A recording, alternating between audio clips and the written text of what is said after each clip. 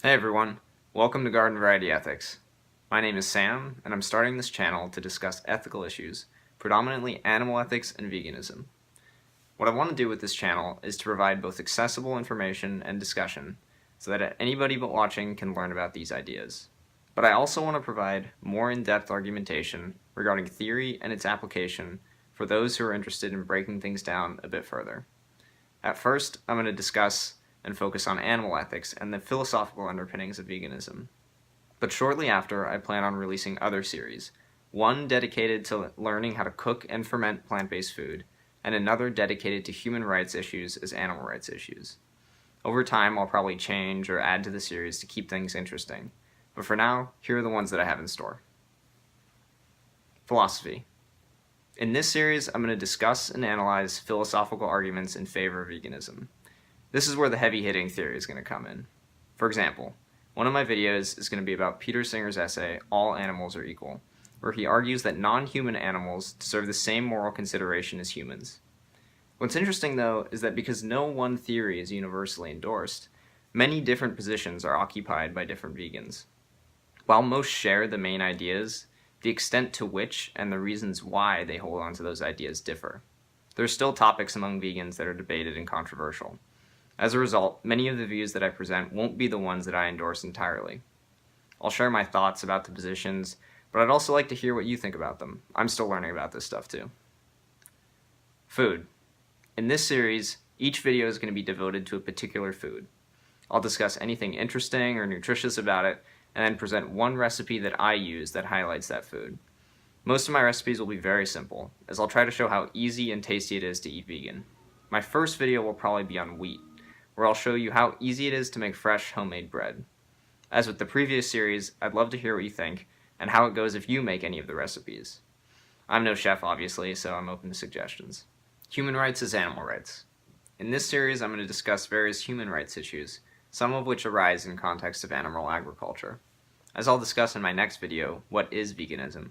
Veganism is not just about human animals, even though the distinction between human animals and non-human animals is often implied when we use the word animal. But aren't we animals? In taking animal rights seriously, I think that entails taking seriously human rights, abuses of which are rampant around the world. While non-human animals are the focus, since the number and level of suffering of non-human animals is so much greater than that of humans, there's also plenty of room to improve the lives of fellow humans. In many cases, there are small things that we can do just regarding our everyday choices that can have a comparatively large impact on somebody's well-being. I'll discuss topics like sweatshops, the illegal drug trade, sex trafficking, global warming, plenty of fun things, and ways in which we might be able to make a difference, such as practicing ethical consumerism. As I mentioned, these series are subject to change over time, but at this point I plan on releasing a 5 to 10 minute video every week on one of these topics. So why YouTube? One reason I'm choosing to start a YouTube channel is because I think it's the best way to reach a larger audience. Right now, the most I can do is talk to my friends and family and see if they're interested. But with YouTube, I can present more people with carefully thought out arguments and visual aids so it's easier to follow along. If I were to just recount philosophical arguments on paper, it'd be pretty damn boring. People already do that for a living. This way, ideally, it'll be much more engaging. The second reason is because I think it'll be fun. On YouTube, there's plenty of creative potential, and I'm able to discuss topics that I care about. Even if I don't end up convincing anyone of anything or teaching anything useful, then at least I'll have learned something about the things that I care about.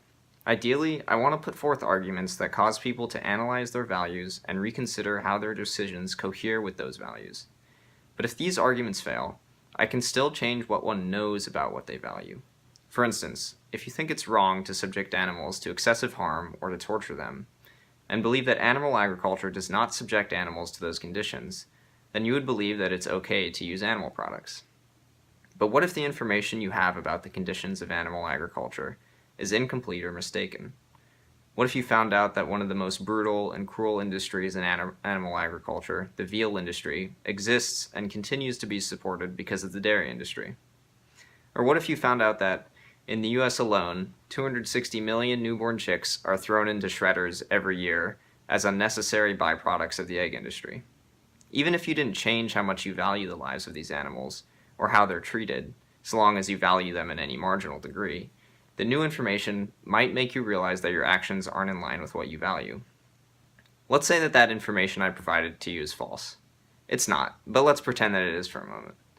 Verifying the truth of these claims wouldn't be necessary if you already thought that the conditions of those hens laying those eggs were inhumane. I'm not trying to say that truth is unnecessary, far from it, but what someone values matters too, and being consistent in following through on those values is how people escape hypocrisy. Through argumentation, I can show that, for example, someone justifying the consumption of pigs by appealing to intelligence is also going to have to be committed to being alright with their neighbor having their dog for dinner. But I believe a combination of both accurate information and good argumentation is going to be the most convincing. In this example, the argument could have had the same effect if they became aware that pigs were similarly as intelligent as dogs and didn't know that before. Ultimately though, for veganism to succeed, I don't think people will need to drastically change what they value. And that's because people already value the lives of animals in a significant way. Just look at the millions of pet owners around the world. Service dogs are even given funerals as if they're people. I think changing people's minds is going to involve engaging with their empathy and dislodging ideas that foster their perception of animals as not deserving of that empathy. I'm of course not saying that following empathy is going to always lead to good moral decisions, but in the case of the use and abuse of animals, empathy is going to be vital to helping people realize the gravity of what's at stake: life. In next week's video, I'm going to explain what exactly veganism is and hopefully clear up some misconceptions that tend to surround it. See you then.